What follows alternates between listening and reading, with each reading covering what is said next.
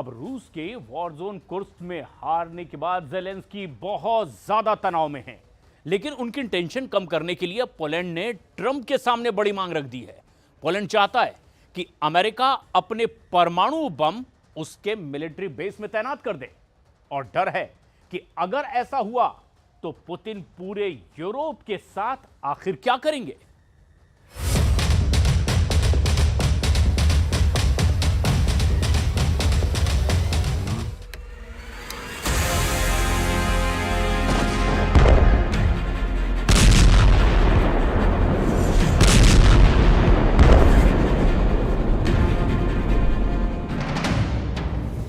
Moscow, London, Paris, Berlin, Brussels, Rome, Madrid, Washington DC, Saint Petersburg, कौन कौन से शहर हैं टारगेट। इतने धमाके, इतनी तबाही, एक्टिव हो चुका है दुनिया को मिटाने वाला जखीरा, मंडराने लगा है तीसरे विश्व युद्ध का खतरा। कहां कहां है एटम बम का epicentre. Moscow, London, Paris, Berlin, Brussels, Rome, Madrid, Washington DC या फिर सेंट पीटर्सबर्ग।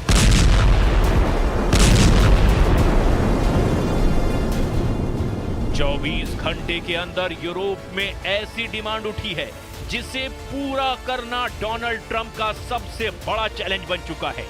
जिस युद्ध को ट्रंप खत्म करना चाहते हैं, उस युद्ध को भड़काने वाली कोशिश नए लेवल पर चली रही है। इसीलिए इसे युद्ध भड़काने वाली बात कहा जाए या फिर नया युद्ध शुरू करने वाली बैठक।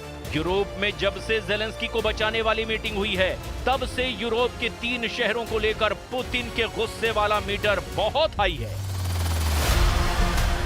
लंदन, पेरिस और साथ में बेल्जियम की राजधानी और नेटो हेडक्वार्टर वाला शहर ब्रसेल्स। लेकिन इन तीनों के साथ अब पोलैंड की राजधानी पुतिन के टारगेट पर आ गई है, वार्सा।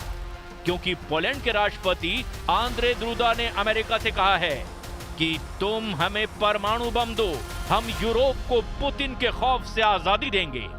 बात साफ है कि अब पोलैंड बनना चाहता है यूरोप के परमाणु बम का लॉन्च पैड।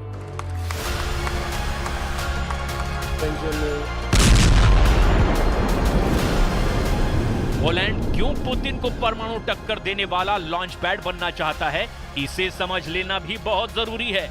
जब डोनाल्ड ट्रंप और पुतिन की नजदीकी बढ़ी तो यूरोप में ट्रंप को लेकर भरोसा शून्य लेवल पर पहुंच चुका है। तब पूरे नेटो को सुरक्षा की नई गारंटी की जरूरत है।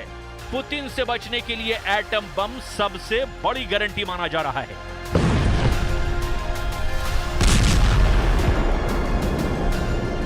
और इसीलिए पोलैंड के राष्ट्रपति आंद्रे दुदा चाहते हैं कि डोनाल्ड ट्रंप अपना एटम बम उन्हें सौंप दें, यानी अमेरिका अपने परमाणु बम पोलैंड में तैनात कर दे। दुदा के मुताबिक बिना परमाणु हथियारों के रूस को रोकना नामुमकिन है। हाल में ही संयुक्त राष्ट्र में पोलैंड के राष्ट्रपति आंद्रे दुदा ने पुतिन को ललकारा है। दुदा ने कहा कि अगर शांति चाहिए तो वो ताकत के जरिए ही मिलेगी, यानी पोलैंड अब यूरोप की सेना को एकजुट होने की सलाह दे रहा है और उसके परमाणु युद्ध वाले तेवर साफ साफ नजर आ रहे हैं। पोलैंड पहले 2022 में भी अमेरिका से यही डिमांड कर चुका है, तब भी यही मांग करने वाले आंद्रे दुदा ही थे। International law remains the strongest tool for civilized nations to ensure a lasting peace. However, today I would add that peace can only be defended if it is backed by the real force capable of deterring a potential aggressor. On the other hand, if a war could not be prevented, restoring peace requires justice as well as force. This is because only a just peace can be lasting.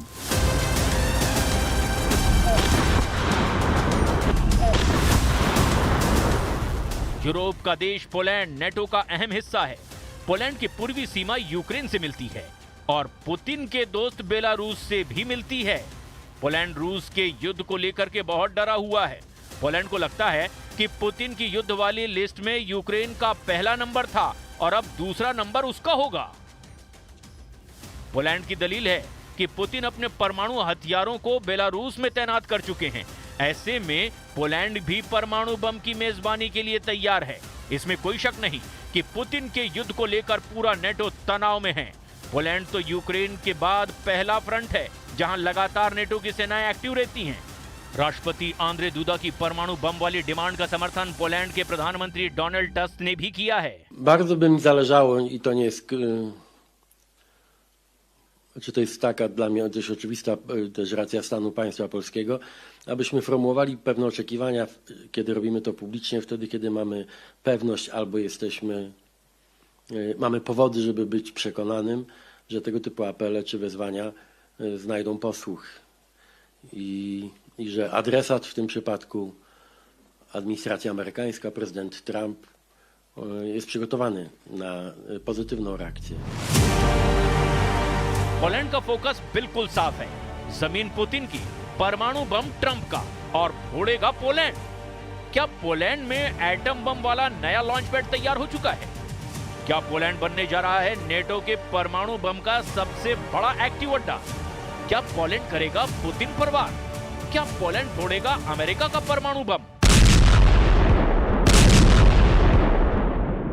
So I haven't talked to the president about that particular issue, but I would be shocked if he was supportive of nuclear weapons extending further east into Europe. We have got to be careful, Laura. We are playing literally with the lives of the future of human civilization. This is one of the most important reasons why President Trump sees himself and in fact is a peace president.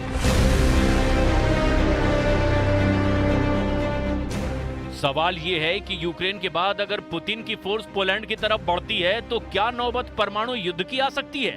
Poland को इस बात का बहुत ज्यादा डर सता रहा है और यही वजह है कि नेटो की फोर्स लगातार पोलैंड में युद्धाभ्यास करती रही है। लेकिन इससे भी बड़ा टर्निंग पॉइंट डोनाल्ड ट्रंप का अमेरिका का राष्ट्रपति बनना रहा। कहा जा रहा है कि ट्रंप की युद्ध रोकने वाली कोशिश को पूरा नेटो बड़ी शक की निगाह से देख रहा है। परमाणु बम की डिमांड करते आंद्रे दूदा ने ट्रंप को एक तरह से फंसा दिया है।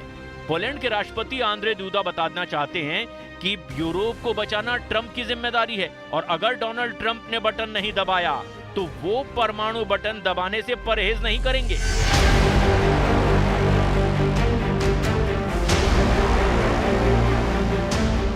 यूक्रेन के बाद नेटो के लिए पोलैंड बड़ा मोर्चा बनता जा रहा है। इस बात का एहसास पोलैंड के प्रधानमंत्री डोनाल्ड टस्क को हो रहा है। इसीलिए उन्होंने पोलैंड में युद्ध की बड़ी तैयारी कर ली है। पोलैंड के प्रधानमंत्री डोनाल्ड टस्क अपनी पसंद से ऐलान भी कर चुके हैं कि पोलैंड में हर पुरुष को सेना की ट्रेनिंग दी जाएगी। पोलैंड की सेना में 2 लाख सैनिक हैं। अब इसकी तादाद 5 लाख तक करने का इरादा है। पोलैंड का रक्षा बजट 5% तक बढ़ाया गया। Ja będę rekomendował opinię pozytywną, aby Polska wycofała się z konwencji ottawskiej i być może z konwencji dublińskiej. Mówię tu o minach przeciwpiechotnych i broni kasetowej. Nie ma się co oszukiwać. Poland के प्रधानमंत्री Donald tusk ने सेना की तादाद बढ़ाने का फैसला इसीलिए किया क्योंकि वो वैसा संकट नहीं देखना चाहते जिससे इस वक्त ज़ेलेंस्की जूझ रहे हैं, यानी सैनिकों की कमी। इसका सबूत वो विदेशी सैनिक हैं जो बाहर से यूक्रेन के वॉर जोन में आए हैं और रूस के हाथों मारे गए हैं। यूक्रेन में न्यूजीलैंड के एक लड़ाके का शव जब एक खुफिया अड्डे पर लाया गया तो उसे खास न्यूजीलैंड के माओरी अंदाज में श्रद्धांजलि दी गई। 28 साल का डोमिनिक आबेनल न्यूजीलैंड का लड़का था। इससे पहले वो इराक में भी लड़ चुका था, लेकिन रूस से लड़ते हुए डोनेट्स्क में मारा गया। हैरानी की बात तो यह है कि न्यूजीलैंड का डोमिनिक आबेनल अगस्त 2022 में मारा गया था, लेकिन अब 28 साल बाद उसका शव यूक्रेन को सौंपा गया है। और इसीलिए ये बात पुतिन बहुत अच्छी तरह से जानते हैं कि यूक्रेन के युद्ध में भाड़े के सैनिक लड़ रहे हैं, क्योंकि यूक्रेन में लड़ने वालों की भारी कमी है। इस बात को साबित करने वाली एक सैनिक, जी हां, एक महिला फौजी की रिपोर्ट देखिए जिसे रूस की जीत का डर सता रहा है। ये हैं 36 साल की अप्रैल हगेट, जो कनाडा से हैं और 3 बच्चों की मां भी हैं। दिसंबर में अप्रैल हगेट मेडिकल इंस्ट्रक्टर के तौर पर यूक्रेन आई, क्योंकि उनका मानना है कि पुतिन यूक्रेन में ही नहीं रुकेंगे, इसलिए वो यूक्रेन के घायल सैनिकों की मरहम पट्टी करने का काम करती हैं और पुतिन से बहुत ज्यादा चिढ़ती हैं। There is a large possibility that they will not stop here. But beyond that, we look at all of the other countries and what kind of future am I going to leave for my children if Russia wins here? I could give them some great memories being at home, baking them cookies and taking them to school. But in a few short years, my oldest is 14, in 4 years she's going to be an adult. And what kind of world am I handing over to her? War zone में एक विदेशी महिला Ukraine के लिए रूस की फौज से लड़ रही है। अप्रैल हगेट को लगता है कि ट्रंप अब पुतिन के इशारे पर काम कर रहे हैं। Trump is acting like a Russian asset in so many ways, where he's saying the same propaganda, which to 300 million people, widely publicized. It is on national television. And then now, immediately after, you see the same things repeated by Americans who won't take the time to fact check. एक बात तो साफ है कि Ukraine को जिताने के लिए ज़ेलेंस्की से ज्यादा दूसरे देशों के लोग जुटे हुए हैं। फिर इसमें न्यूजीलैंड का माओरी सैनिक हो, या फिर कनाडा की मेडिकल इंस्ट्रक्टर, या फिर पोलैंड की सरकार। यूक्रेन न हार जाए, इसका सबसे ज्यादा डर नेटो देशों को सता रहा है, और इसीलिए अब पोलैंड के राष्ट्रपति ने अमेरिका से एटम बम की डिमांड की है। मार्च के महीने में अमेरिका को बड़े फैसले करने होंगे, क्योंकि कुर्स्क हारने के बाद ज़ेलेंस्की के आगे बहुत बड़ी चुनौती है। अगर वो यूक्रेन की दीवार मजबूत नहीं कर पाए तो समझ लीजिए कि अगला खतरा पोलैंड के बॉर्डर पर होगा।